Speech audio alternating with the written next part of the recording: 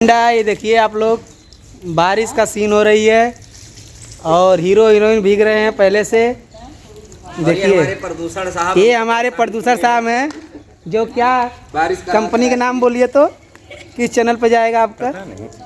पता नहीं, अक्षरा एंटरटेनमेंट। बताइए, यही प्रोड्यूसर साहब हैं और बोल रहे हैं पता ही नहीं। देखिए ये लड़का लड़की भीग रहे हैं अभी। देखिए, चलिए लगाइए कैमरा लगाइए। इन लोग की इतनी गर्मी लग रही थी, भीग रहे हैं। शूट करिए भैया, शूट करिए। और देखिए हम शूट करने जा रहे हैं।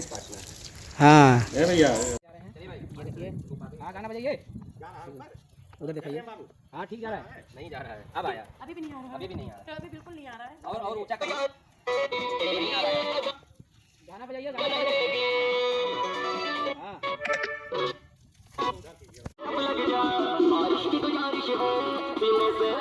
यहाँ शूटिंग हो रही है बारिश वाली, और ये गाना है अक्षरा एंटरटेनमेंट का।